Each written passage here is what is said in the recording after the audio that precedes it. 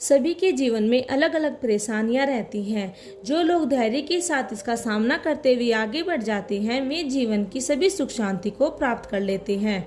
जो लोग धैर्य खो देते हैं उनके सामने और ज़्यादा समस्याएं बढ़ने लग जाती हैं। एक लोक कथा के अनुसार पुराने समय में एक शिष्य परेशानी की वजह से बहुत निराश हो गया था। उसने अपने गुरु से कहा कि कृपया मुझे दुखों के दूर करने का कोई उपाय बताइए। संत बहुत ही विद्वान थे। वे अपने शिष्य को अच्छे तरीके से जानते थे। उन्होंने कहा कि मैं तुम्हें उपाय तो बता दूंगा, लेकिन पहले गांव में जो सबसे सुखी व्यक्ति हो उसके घर से एक मुट्ठी भर अनाज लेकर आना पड़ेगा। शिष्य गुरु की आज्ञा पाकर गांव में सभी सुखी व्यक्ति को खोजने निकल पड़ा।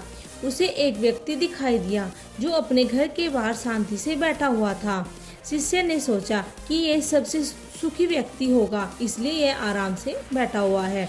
शिष्य ने उस आदमी को अपने गुरु की आज्ञा बताई और कहा, आप मुझे गांव में सबसे ज्यादा सुखी व्यक्ति लग रहे हो, कृपया मुझे अपने घर से एक मुट्ठी भर अनाज दे दो।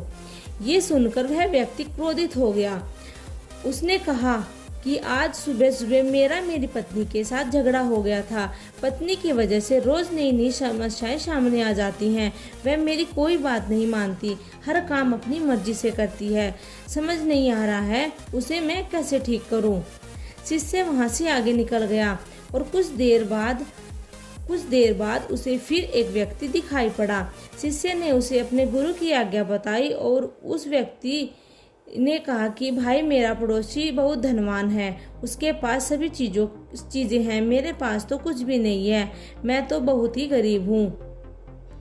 पूरे गांव में घूमने के बाद भी शिष्य को कोई ऐसा सुखी व्यक्ति नहीं मिला जो गुरु के पास लौट आया। गुरु को पूरी बात बता दी। गुरु ने कहा कि सभी लोग खुद से ज्यादा दूसरों की वजह से दुखी हैं। लोग खुद पर ध्यान नहीं देते, यही दुखों का कारण है। अगर हम सुखी रहना चाहते हैं तो हमें दूसरों पर नहीं, खुद पर ध्यान देना चाहिए। अपनी बुराइयों को दूर करें। कभी किसी दूसरे व्यक्ति से प्रतिस्पर्धा न करें। प्रतिस्पर्धा करना ही है तो स्वयं से कीजिए, अपने पुराने कर्मों से करें। कभी भी दूसरों पर भरोसा रखकर कोई काम न करें।